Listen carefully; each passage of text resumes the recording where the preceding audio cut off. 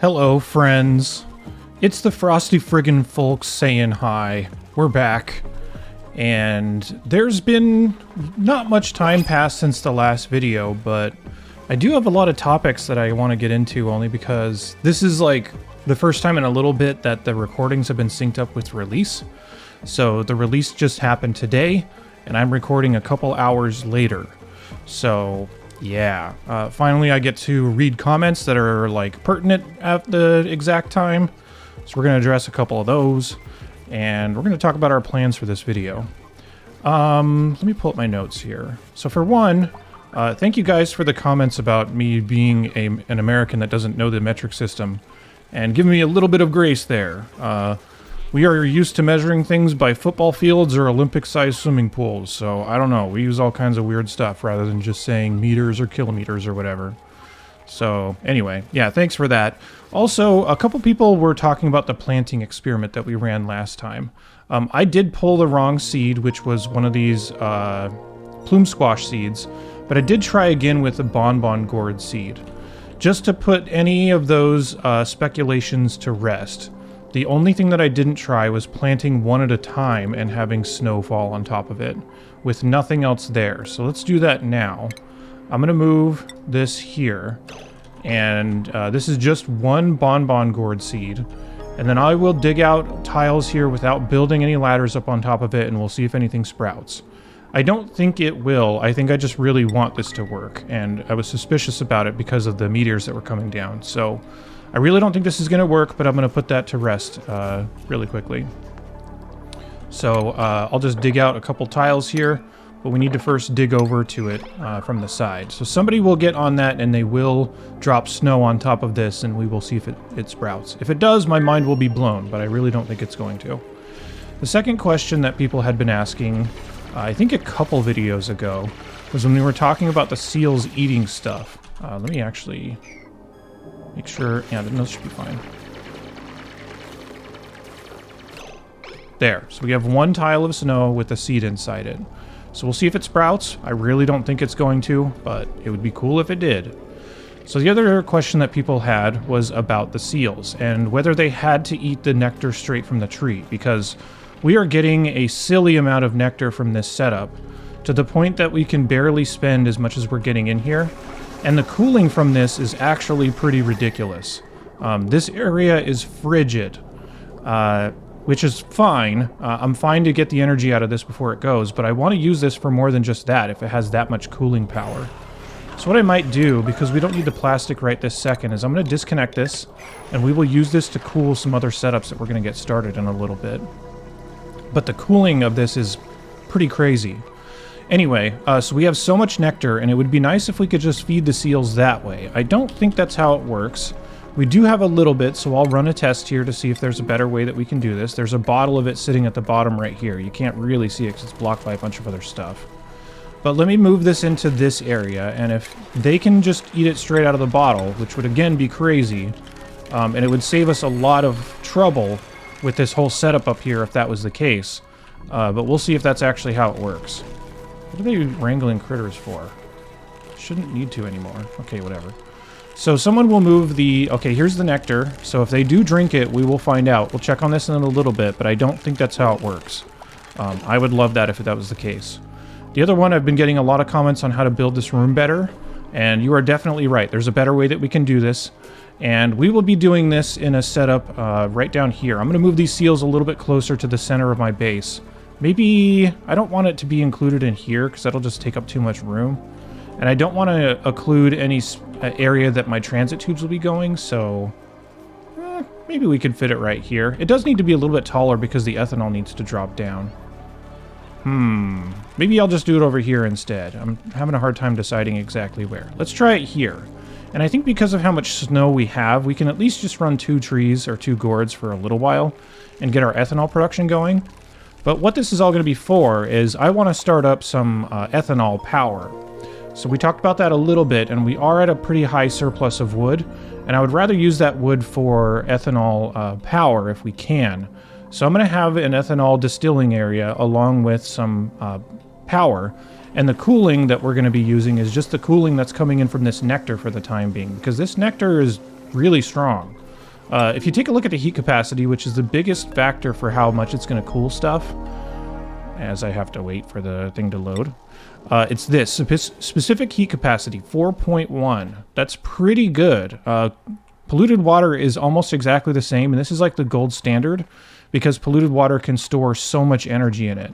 So if you're getting negative 40 degree nectar, basically for free, that is a lot of cooling. So I think that we could cool our entire ethanol production area and our extra power plants and all that stuff just with the nectar that's coming down. We'll see if that holds true, but I think it'll at least keep everything cool enough to the point that it won't hurt my duplicants or any buildings or anything like that, which is really all that matters. So that'll be an interesting experiment. First, let's get these seals room rebuilt, and I'll build it so that we can actually have 2 of them, 1 per gourd. And actually, I wonder, is this still producing? No, and this seal is not hungry.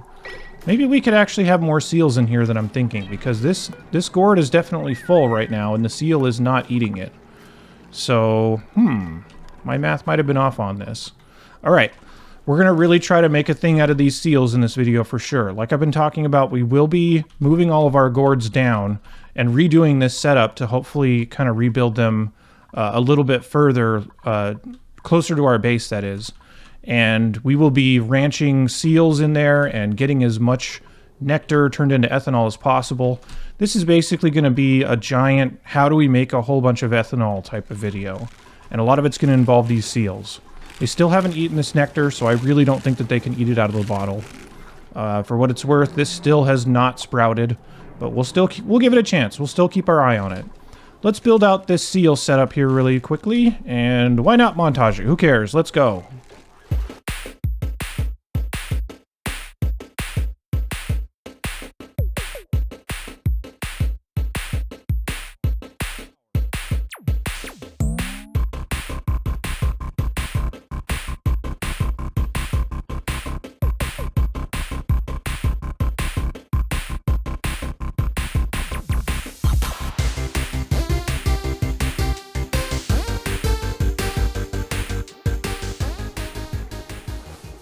All right, here we are.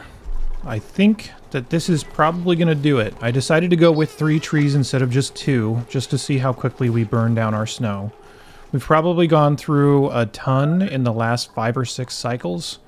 So it's going to be kind of quick, but I'm hoping that by the time this is no longer viable because of the snow that we don't have, then we will be able to replace it with the new setup that we're going to be creating. By the way, somebody came up with a really cool idea, and that is to add a critter to this, or add a variant, that is a puffed that puts out snow. I think that'd be a really good way to handle this. But I guess for right now, if we have to do it through, you know, natural means and sunlight and stuff, I guess we could do it that way, but I thought that was a cool idea. Let's see. Oh, the last thing that we need to do is check on the light on this. So we're not actually at 100% production on all of these. The reason that I had those sections as in the montage is when I was looking around for more carved quartz, because I thought I found one that was buried. But it may have just been buried in snow or something like that, because I didn't find another one in any of the remaining areas that I was pretty sure that biome had spawned some in. So I don't know. I don't know what the deal is with that, or if they are truly buried or not, but yeah, that's a thing. So, let's get the top area that is closed off right now filled with shine bugs. We could hopefully use some shine bugs to keep these trees illuminated, and then we can hopefully get rid of a bunch of these lights so we don't have to spend power on it. And these are just wild shine bugs. There's probably a couple tame ones because I accidentally tamed a couple of them earlier. But for the most part, they are wild, and we'll just kind of stick them in here. And the way that they're not going to be upset about being stuck in there is we're not actually going to close this all the way off entirely. What we're going to do is create a small little, like, liquid lock, I guess. So if we do that, literally just, like, a couple drops, and then disconnect it again, now we can build a couple of tiles here. And I'm pretty sure that the shine bugs will not fly through this area. So they'll be kind of stuck in this little area. So if I move any wild ones there, they will not leave. So let's give this a try. And let's see if a duplicant can come up here and get this built so we can try this out. And then I'll also... whoops, not wrangle. I just need to move them in here. So let's try it. And we can go around and grab all of them, and they should self-sustain in this one area. So I'm going to grab all of them I can find and see how bright we can get this. There's going to be a few more around here, too, that I guess we could take. Like, we're still getting some production off of this, but it's not going to be nearly as much as all this stuff. So I guess they're probably better served here. So yeah, so we'll just grab a bunch of these, and then we need to test to see if this will actually leave. I don't think so. And I also know that this should still be considered a part of the bigger room. Yeah, 8,000 tiles. I think we should be fine. So we'll see how much it generates and how many of these lights we can get rid of so that this is truly like a power neutral setup here, and all we're spending is snow. The positioning of some of this stuff got pretty interesting as well, because I needed to get auto sweepers to load these tiles, and you can load them from the bottom. So it took me a little bit to realize that I could just build them down here and allow the snow to be fed in from the bottom of these tiles. And then the top, we still have just enough space for everything else so that we can clean up the room, grab any eggs and stuff like that that might be in here, or tallow when these seals die. And we do have our sweepy to keep these trees clear of any liquid that might go on top of them. So, I think this worked out pretty well, so I think we'll see how long this can go and what kind of ethanol we can generate from it. And I'll have my duplicants grab all of the shine bugs and put them in this room. But it'll take them a little bit to do that, because it's a little bit labor-intensive and time-consuming. So, yeah, we'll definitely get to all that. The other thing that we need to do is we need to start transforming our power setup. I do want to get onto wood into ethanol production, and I want to get on ethanol power. And we're going to do that here, and we will be using the nectar, which I have stopped for the time being, to cool down all that setup. But we're also going to set it up in a way that we're trying to, like, section off all the heat that's going to be generated. And only cool it if we absolutely have to, because if the petroleum generators can just delete it, that would be ideal. So I'm going to start getting this area expanded as well, and since we're at it, let's montage it again.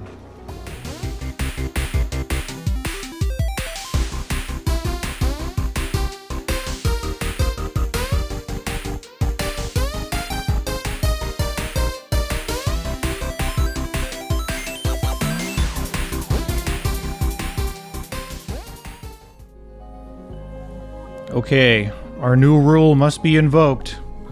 A bubbles has shown up, therefore we must take our bubbles.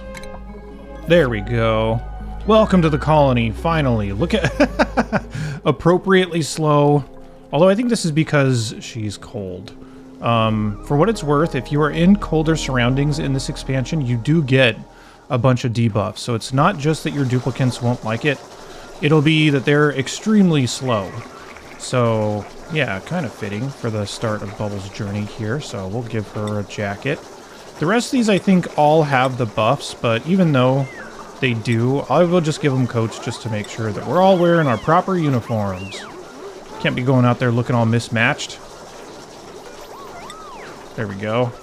And Freya's the last one. There. Alright, so welcome to our colony. We're almost done with this setup. The last thing that I need to do is set up the room that we're going to be storing all of our ethanol.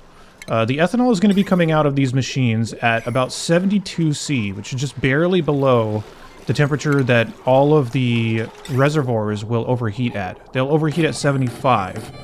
And just to make sure that as little heat is conducted as possible, basically I'm going to have these in super insulated pipes.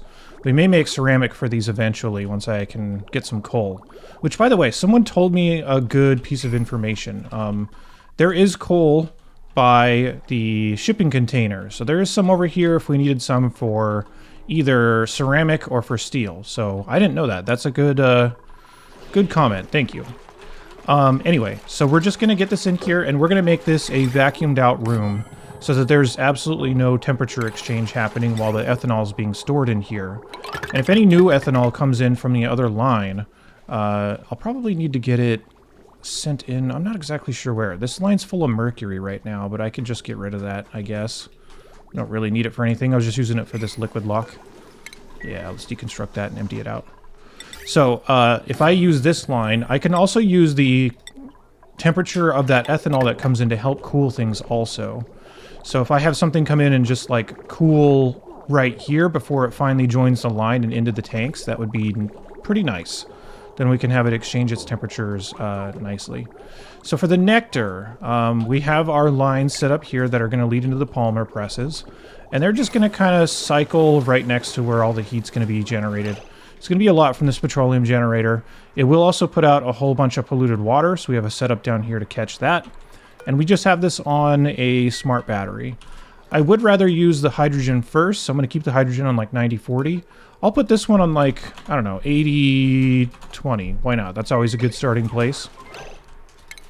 Yeah, and then when the ethanol comes through, it'll just get stored in these tanks, and it'll be sent back out through these lines as soon as I can get all this vacuumed out and get the rest of this built. So, yeah, this is about what our little tiny base is looking like. Our little warm area that's okay to be warm. We don't care that much about the warmth.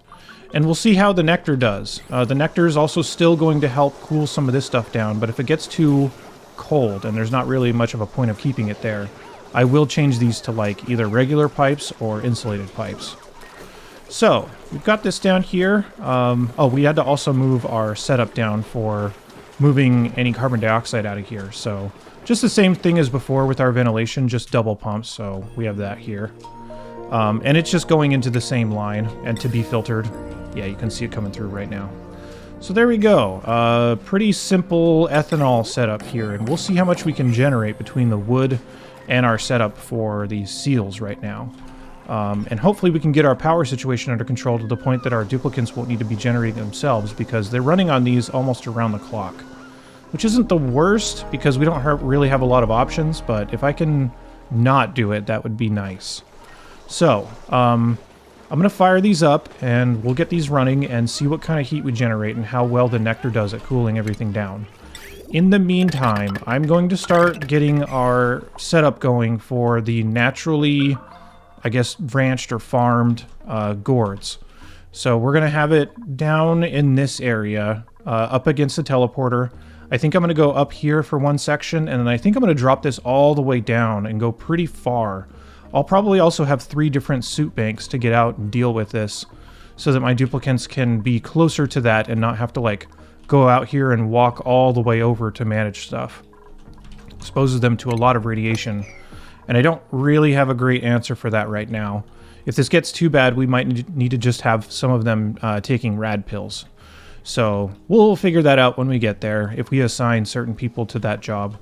The other thing we could do that I've been debating is if we have people that are just living in this area, we can like ship them food, we can ship them all the stuff that they might need on a daily basis, but we could just leave them in a little like micro colony up here, just for them to work and work efficiently up in this area and not have to like live all the way over here and travel so far every day. Maybe we'll do something like that. I haven't really done anything like that on this channel, and it's something that I've always wanted to do in terms of like... Somebody came up with a really cool idea in a comment for one of these runs, and that was to purposefully quarantine like 5 of your duplicants in a sandbox, like here, here, here, here, and here, and just build neutronium between them so they all had to function as their own little independent colonies. I thought that was a really cool idea, and we might do something kind of similar to that by just isolating a couple of duplicants up here that do nothing but take care of the seals. So, yeah, that might be interesting. Anyway, let's get this all running, and I'll let it go for a little while so we can see how well the nectar does at cooling everything down. We also need to vacuum this out, so I'll do that as well. But yeah, lots of ways to go in terms of like mining all this stuff out. Mining it out and getting it all set up is probably not going to be too exciting, so I think I'll just come back either when something interesting happens or when we're ready to start getting the setup going. Alright, let's do a little bit of a colony update. So first of all, the 2 seals per tree seems to be working out pretty well. I haven't noticed any of them starving or unhappy with this situation, so... yeah, I think 2 seals per tree looks pretty good. We're getting quite a bit of ethanol off of this, by the way. Between that and turning our wood into ethanol, we actually have a little surplus here, even though we are relying on it quite a bit for power. A couple other adjustments that I needed to make. I always forget how much these ethanol distillers and petroleum generators produce, so I have 2 pairs of gas pumps that are doing nothing but pump out carbon dioxide. The big problem with this that I'm solving right now is because polluted water gets put out of here, it does fall down into this pit and then it gasses off and turns into polluted oxygen. So you can see how much power we're wasting just by pumping polluted oxygen out that I don't think we really should. So an adjustment that I'm going to make is I will make this pit a lot wider, and then I will dump a bunch of regular water on top of it so that it doesn't gas off. That way these pumps will be reserved only for pumping out carbon dioxide, and all of the polluted oxygen or whatever that might be down here won't be nearly as much of a problem, because I can't imagine how much power we're spending just to deal with that. So that's pretty wasteful, and we got to fix that. So that's what my plan is. What I'm going to do with this is just set something up so that we make sure that we have enough liquid of a certain type. So I'll use like a liquid element sensor here, maybe even up here. I'll make it really no doubt that this is full of polluted water. And once it is, I'll have like a layer of regular water on top of it. Once it is only the time that it will be allowed to pump out, and I'll assure that it's only going to be pumping out polluted water.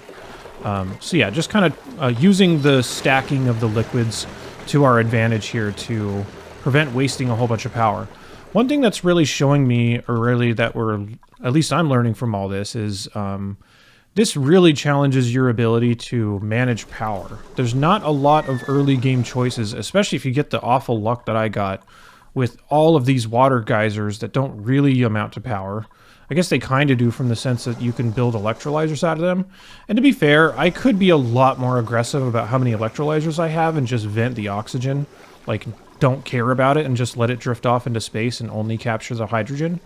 That's definitely something we can do, and something we might do if this still becomes a problem, because we have this much water. So, but the point is, we didn't get anything to really generate a lot of power here. We don't really have a lot of steel to capture any of this geothermal, so that's not really an option. We didn't get any natural gas. There is a little bit of coal from the story trait, but there wasn't ever like a bunch of hatches to get it started, so that's definitely what I'm learning from this right now, is how to be really frugal with our power and find ways to like come up with creative solutions to deal with that. So yeah, and you have to find little like micro adjustments here, and even just knowing that like 50% of our power or whatever that we're spending on these pumps is being wasted pumping out polluted oxygen, that's something that you should probably get on top of and save, because you can't really afford to burn it. So yeah, that's... Oh, the other thing I'm going to be doing, by the way, is planting more wheezeworts, because we have a lot of phosphorite. I'm just going to call them beefalo once again. Our mammoths are... Wait, why is this crowded? Oh, it's because a bunch of stuff is frozen. Jeez. These guys are putting out a lot of phosphorite, and if we can use that for cooling instead of spending our hydrogen on cooling, I'd rather do that. So I did plant 2 more of these and just fill it up, and then I'm going to be closing all this stuff off. We could sneak a 5th one in here if we really wanted to, and then convert over to the conveyor receptacle, because we actually have it researched now. So I needed to crack this open, and all I'm doing to crack this open is making sure to refill everything with tiles first, and then digging back through the tiles to get down there. So that's been working out pretty well. By the way, this pemmican, whatever, is insane. Look how much food we have, and I've even taken 2 more duplicants in the meantime. So yeah, really no complaints about this at all. It's very good. Our strategy of just having a lot of ranching going on, considering our lack of diversity and resources, I think has been very good. So it's carrying us quite a ways, and we have plenty of food to spare. This is also some food that you could take into space with you if you're doing stuff like that, because it literally never rots. I think I did mention that, but I did want to at least reinforce how good that is. Where is it? There. So yeah, there's no status effects on it or anything like that in terms of like when it's going to go bad or whatever. So yeah, definitely quite a good adjustment to make here once we have a good amount of seals and beefalo being harvested. We've almost got this done, and then I will build out the rest of this, but it's not that fancy. It's really just going to be a whole bunch of polluted water with a layer of regular water on top, just to make sure no gas off happens. I'm just going to keep at it in terms of mining out the rest of this. This is almost ready to go, actually, but I have my duplicants doing a little bit more reserve tasks, because I was getting a whole bunch of stress reactions from duplicants constantly having soggy feet and then being in quite inhospitable areas. So they've been doing the easy stuff for the last little bit to hopefully reduce their stress. So yeah, that's the plan, and once we start getting this up, we'll come back. Okay, I think we're pretty much ready to start getting duplicants living up in this little nook of the base, and also to have them carve out all the space that they're going to need to start up these seal ethanol farms. I think I'm just going to do one at a time, but the first thing that we need to do is build a place for these duplicants to live so that they're always in this area, and we will build something to make sure that they don't head back down into the rest of the base. So they're effectively just going to be quarantined up here, and their only job is just going to be taking care of the stuff that needs to be up here. And we'll assign more as we need more, and we will release some of them as they are not needed anymore. Send them back to, you know, Gen Pop. So yeah, let's go ahead and get that built out so that we have a place for these guys to live, and then I'll explain the setup, and we will get started on the seal farm.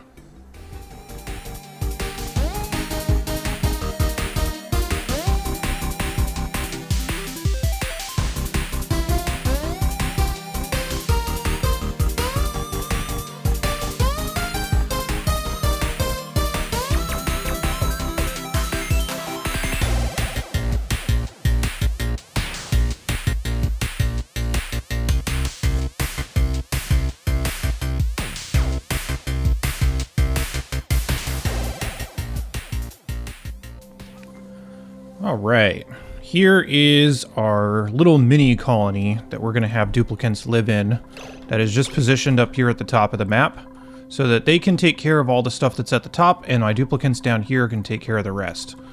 Let's talk about, I'm not Canadian, but there you go. Let's talk about all the things that are going to be in here and like what the design decisions are. So the obvious stuff is like, need their basic rooms. I did add some private bedrooms, mostly because there's no nature reserve up here, so we need to make up some of that morale for some of these duplicants. Great hall, washroom, all that fun stuff. The other things that are going to be up here is if there's nothing for my duplicants to do, which there won't be for a little while, I'm just going to have them running on manual generators to generate power while they're waiting, so that they're always doing something, even if it's not directly helping what's going on out here. Let's talk about this. This is going to be our shipping system to make sure that this colony has everything that it needs on a regular basis. So I have 4 switches here that are hooked up to an automation ribbon, which I haven't really talked about that much. But let's talk through how this is going to work. My duplicants are bringing brine here just to help clean up the map a little bit, but also I need some water to get this area started. We also need something to cool this glass, which we'll talk about in a second. So, the 4 things that I want to bring up here. First of all, I need food. So let's put this in. There we go. The second thing I'm going to need is some type of building materials. The rest of this is going to be building materials. Let's say granite is 1. Let's say iron ore is another, because we have a lot of that. And then I'll take a very specific refined metal that we have a decent amount of, but that is exclusively dedicated for up here. So let's say like copper. And for all of these, I want to send a signal if I'm ever below a certain amount. So let's say if we're ever below like, I don't know, 1,000 kilograms of copper, then we ask for more. Same thing with iron, we'll ask for more. Same thing for granite, we'll ask for more. And also for the food, if we're ever below, let's say, I don't know, like 5 or something like that, then we'll ask for more. Asking for more is going to send something down this automation ribbon. So we need to set up these numbers because these automation ribbons either have automation writers or automation readers, or sorry, ribbon writers or readers. This is basically what direction you're using the wire in. So for this one, I'm going to use bit 1. For the second one, I'm going to use bit 2. For the third one, bit 3. And the fourth one, bit 4. I just need to remember which is mapped to what. So it looks like the order is food, granite, iron ore, and copper. So I'm going to go down to my systems that are going to be shipping this out. So if we need to ship, let's see, granite was the second one. So this one needs to be set to 2.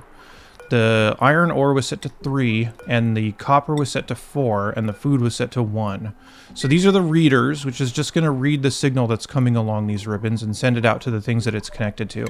So whenever this is green, like basically we should be getting signals from everything now saying, yeah, we need all of the things that we're looking for. Please send them. So this one needs to be granite, so we'll find that. There we go. This one needs to be iron ore. And this one needs to be copper. There. Now we just need to hook this up to power, which we'll get here in just a minute. There we go.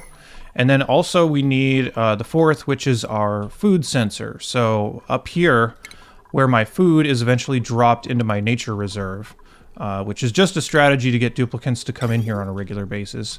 I have something evaluating to say if this is actually pemmican. I still don't know if I'm saying that right. I never will. This is all hooked up to an AND gate, so that the fourth bit from this ribbon plus the rail sensor is going to say, okay, if this is pemmican and we actually need some up there, then send it there instead of into the chute. So we'll see if we can see one of these things coming across. Yeah, I think this is some right now. So up there it's saying, yeah, we need some of this, and if it is, and it's going to steal it from that line, and it'll head up along with everything else that needs to go up there. And then as soon as we have enough, these weight plates will be weighted down, and they'll say, okay, we don't need this anymore, so stop sending it. And this is a way we can send a whole bunch of things on one line instead of having 4 different conveyor rails, which can be very expensive, especially if you're not on a metal-rich asteroid. I am, but I did want to talk about this because I can't remember the last time I actually talked about automation ribbons. But yeah, if you have your own little independent colony, they definitely come in handy for shipping. So there you go. All of our stuff is getting sorted out to the right spots. Here's our iron ore dropping in because there's some on the line. Here's our food. So there's plenty of food up here. We could probably ask for more than that if we need to. And if we ever need to ask for more, we can just say, okay, well, I'm below 10. I want more. So give me more. So there you go. That's our little colony. Now we just need to decide who's going to live up here. And the way that we can restrict them, first of all, we need to close this off to make sure they can't just climb up the ladder and get in there. But I want duplicants that are only allowed to be in this area and duplicants that are only allowed to be in this area. And the way I'm going to do this is I'm going to have a little neutral meeting area just in case they need to ever exchange any resources. And by that I mean, like, it's not worthy to ship those resources back because a lot of times we can. So I do have a conveyor chute right here that I can just ship something back and it'll just drop down to right near where the shipping system is. But if I ever need something delivered that's really specific, like for example, I'm going to need sand. I might not want to set up a whole line for sand, so I could just ask for it here. And then the duplicants that are supposed to live down here won't be able to cross this door, so that they won't ever be able to get in here. And then same with the duplicants that live up here, they won't be able to cross this door. So this is kind of like that room in the DMZ where the two sides are allowed to meet, but they can't cross over to the other side. So yeah. So let's I'll get a few duplicants assigned. We don't necessarily need to pay too much attention to how we're going to pick those because I do want to keep this moving along. One thing that I'm going to do as well is once this finishes up, this is also going to be part of the top area. So you can see it's already pretty closed off to the top area because I'm going to replace this all with glass or diamond and set up some solar panels underneath all of this so that while we're waiting for trees to drop, we're still at least generating some energy. And I will use my duplicants that are up here to dig all this stuff out, which is not the most exciting thing. So we definitely need to start our glass for the solar panels. We need to start getting our bathrooms up and running, which is the desalinator, but I need to warm up this water. Oh, never mind, this is warm enough. I think we'll be good. So now that this is warm enough, I didn't know what temperature of brine I was going to be getting. We can start pumping this out, and then if any glass comes in that we need... Actually, let me move this over a little bit. Let's move this over here. If any glass comes in, it's going to drop out of one of these vents and just sit down here and warm up all this water. Once this water is done, I can always just pump it out into space and get rid of it. Just a nice way to sink all of our heat into something and then get rid of it when we don't need it anymore. But I do need to warm up this area a little bit because it is too cold for water to be sitting in. So we will need some source of water. So yeah, I'll deal with all the duplicants being assigned up here and living up here. And I will start building out the solar panels. And as soon as we start getting our setup going out here, I'll come back and I'll talk about what our plan is out there. All right, I think we're ready to get started out here. The solar panels are all ready to go. Got some of these seals that are in a room that I'm going to eventually vacuum out, so I'm just going to move them into the Great Hall for right now. So yeah, all I need to do is get out here and start digging. I don't know exactly how this is going to go, so I'm just going to clear all this out and start waiting for an asteroid or a meteor shower. So we'll see when that happens. The amount of nectar that I have right now is still relatively high, Need to see how much plastic I actually have and if I really need to produce any more. Yeah, 23 tons. That should be enough for a long time, I think. So I think I'm not going to worry too much about the nectar. Maybe I'll just do everything. Maybe I'll just clear everything right now and get it all ready for being turned into a place that we can have seals out here and ranch them more efficiently. So I'll just start clearing it out and we'll see where we get. And we'll see if a meteor shower starts happening and see how this is all going to get built. I'm also just going to vacuum out this area since there's no reason for this to have any gases in it anymore, especially because these diamond window tiles are going to get very cold once the snow starts to land on them, and I don't really want to do anything with that right now. I don't want to heat up what's out here, and I don't want to cool down what's in here, so having this be a vacuum ought to solve that problem. So yeah, let's go ahead and mine all this out.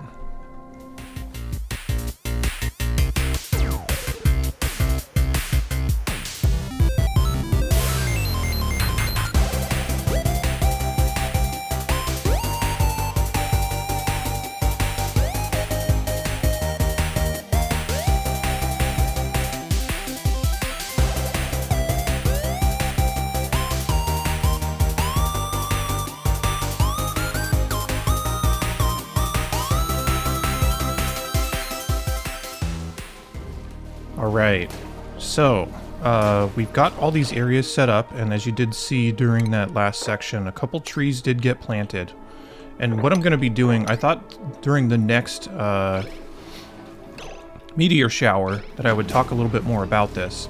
The idea is that I'm going to keep every tree either 1 or 2 tiles high. And then every tree that lands, I'm just going to put 2 pumps right next to it that are going to be off almost all the time. But they're just set there because there can't really be a good tree plant here anyway.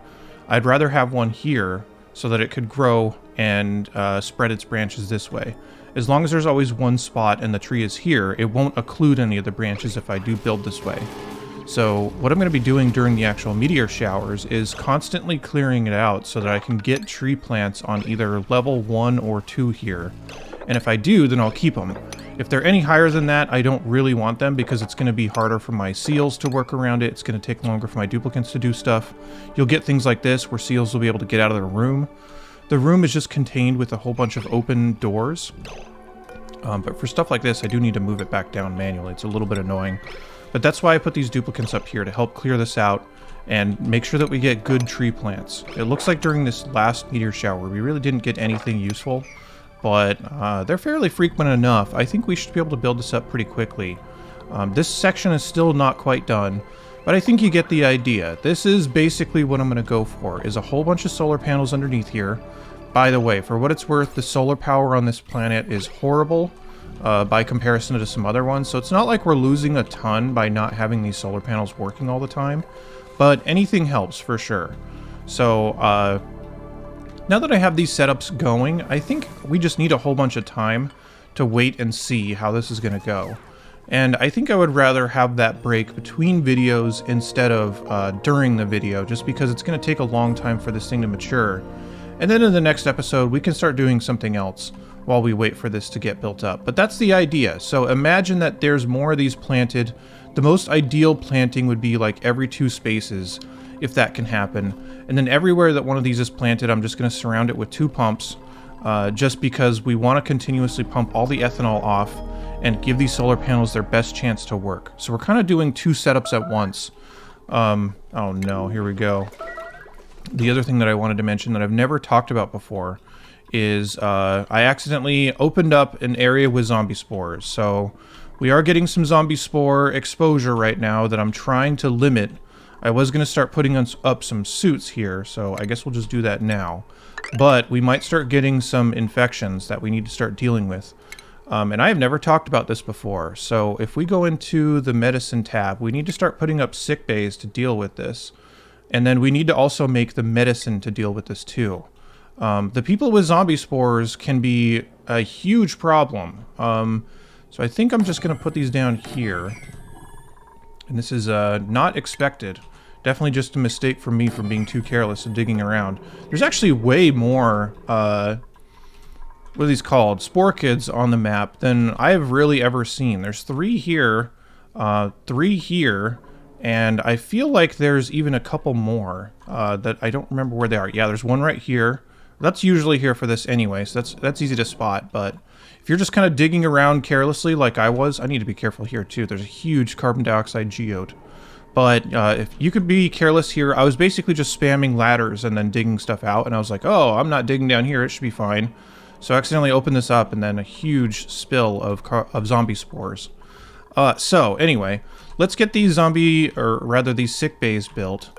I don't know if we have enough space here for an entire medical bay. Let me actually, maybe I'll just build it out here where there's more room. So we can build our medical bay out here, and I will get that done. Let's actually do that, and then we'll call it good for this video. We'll get the zombie spore stuff under control now that we've created a problem for ourselves by being careless. So we'll deal with that, and we'll talk about how to deal with this bottom area since we haven't really talked about this before. And I think that'll be it. So we'll give this, I guess, a little bit more time to mature, but I don't think a whole bunch more things are going to happen. We'll probably talk about a lot more in the next episode. So yeah, let's get rid of these zombie spores. Okay, now that we've got these two quarantined, let's talk a little bit about zombie spores, because we haven't talked about it very much. The zombie spores really are, this is the penalty for having it. The biggest issue is usually the athletics -10. And the reason that you would want to quarantine these guys is because a lot of times they can starve to death because they can't get to the places that they need to get to before they either run out of oxygen or run out of food. So that's the biggest threat. Otherwise, it's just annoying. So for these two in particular, their athletics was already leveled up to the point that I don't think it's that big of a deal. So May's at 7, Turner's at 5. That's still very doable. They're going to be horrible at pretty much everything that they do, but they'll at least be able to move around and help a little bit. So that's, you could also kind of like quarantine them and put a hamster wheel in there. So there's a couple of different phases that you might want to deal with this. I just have this all set up for example. So the first thing that you're going to want to do if you do quarantine them, make sure to stick them in a room where they can't leave. So I just have these doors not letting these two leave. And you can build a sick bay and you can create the medicine if you actually have the sun nymph eggs. It looks like I finally do. So I'm going to go ahead and get some of these sun nymph eggs made. I don't know if there's anybody that lives down here that can actually do this. Oh yeah, Max can. Okay. So you can make a couple sun nymph eggs. You can administer these vials. So I'll create 2 of them just to administer 1 to each. And then you will want to get a hospital room set up, which just looks like this. It can have a laboratory, mess table, disease clinic, or a sick bay, which I deconstructed so that I could wipe the skills from these two. Because if they're at very high morale and they get stuck in here, they're not going to be getting the same level of morale that they were getting before. So wiping them is a good idea. So let me get the sick bay up. Go ahead and put that there. And then we'll administer it. And really all it does is it helps speed up the treatment time. So the treatment time, or rather the sick time, is usually like 27 cycles, which is kind of a long time. Especially if you have a lot of them locked down. So this can be handy. If you need more sun nymph eggs, you can start ranching these in order to get more production off of them. But this is not usually a situation you'll run into if you're just careful, which I wasn't. So, if you're not careful, the other things you can do, or rather, one more thing to remember is make sure to put a whole bunch of food in this room so that your duplicates that are stuck in here actually have a way to eat. If they are extremely slow, at least they'll be stuck in a small room like this and they'll be able to eat because they only need to go a couple spaces away to grab their food. You could also just move the food like right here. You'll see how terrible they are with this. Like, May can only move 1 kilogram of this at a time, which is going to take forever because there's like, I don't even know how much is here. What's the weight? 769. So that's not good, and they're very slow, but at least if they have food in here, they'll be able to survive. Turner is hopping in the disease clinic, apparently. I thought it had to be at a sick bay, because that's what it's complaining about, but whatever. Looks like the disease clinic is going to be it. So now that we have that, we can administer the zombie spores, and Turner will just be in there hanging out for a while. The other thing we need to worry about is basically the spill area. So it doesn't look that terrible, but this is still a threat in terms of, like, if all of my duplicates were to have this, progress would halt to the point that it might kill the colony. So what you can do is a couple things. One, if you have uranium, you can build some mechanized airlocks that will put up some radiation shields to prevent the zombie spores from crossing certain thresholds. You can do the same thing with Wheezeworts. A couple other ways you can generate radiation to do that as well. Who's making a mess? What's going on here? Why are you not using the laboratory? I don't understand. Okay, whatever. There. So Cure of Zombie Spores. Turner can now leave if he wants to. You could also just wait it out here if you don't have the Sun Nymph eggs, which is a little bit specific if you don't have that. So, yeah, there you go. We'll get May cured here in just a second. Anyway, down here, you really want to create like a shield against the germ spread. So you can do that either with radiation, or I have been storing up this chlorine for quite a while, which I'm not really using, but this is one of the instances you can use it for, is to basically create a shield over top of the carbon dioxide that if it bleeds into the chlorine will kill the germs. So you can kind of create a shield this way and then put up your suits, or you can put up the oxygen masks. The infrastructure is basically the same, so I'm just using suits. It's not necessarily one is better than the other in this situation. Then once you get that, what you're going to want to do is move your ventilation down to the bottom where all the carbon dioxide is going to settle, and then eventually all this stuff will get cleaned out because it'll get blown out with our gas pumps. The same way that we're doing right here to detect the things that we want to get out of here. Just kind of move it down to the bottom because that's where the carbon dioxide is going to settle anyway. And you can kind of get an idea of what the exposure is. I'm going to have to zoom in quite a bit here, but yeah, if you see anywhere that really has exposure, you want to put it underneath that and make sure that it is not spreading any further than that. So the spread up top has been contained because we have this wall of either chlorine or of Wheezeworts and mechanized airlocks and stuff like that to deal with the spill. And then treating our duplicates is almost done. I was actually pretty sure they must have changed this recently, because there was at one point where if you administered any healthcare for this, it just helped them recover faster. But it looks like it just clears it out entirely. So those two are done. So we don't really need to have them quarantined in here anymore. And I will unassign their beds and put them back in the regular colony. May and Turner, where are you? There we go. And Turner, I don't know which one you got assigned to, but there.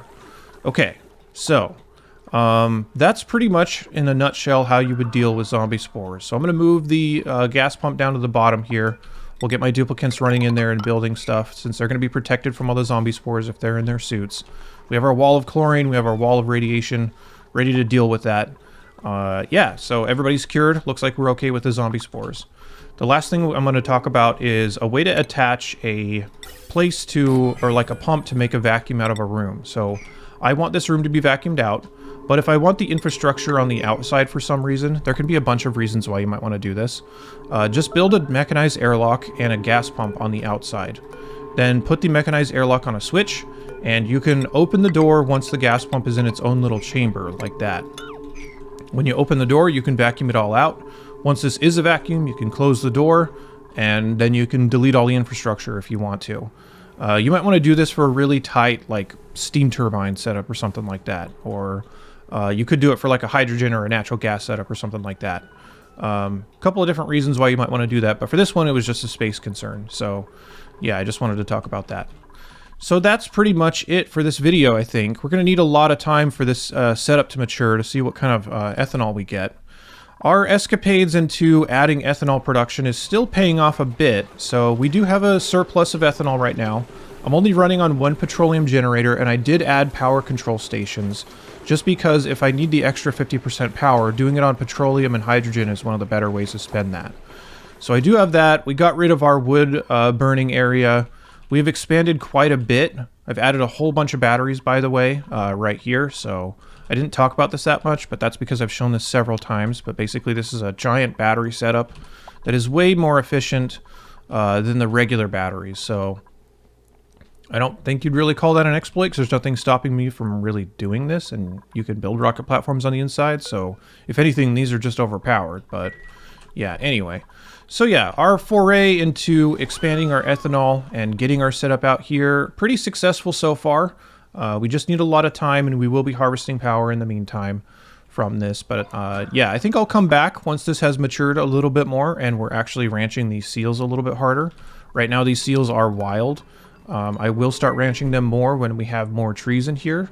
to help keep the population up and to keep my duplicants up here busy, because they're definitely up here just kind of chilling, creating power, making rad pills. Not a whole lot for them to do right now. I guess I'll get them back on this since I was having them stop to finish the other setup. So yeah, this video has gone on quite a long ways, but thank you very much for sticking with it, and I'll be back with the next episode very soon.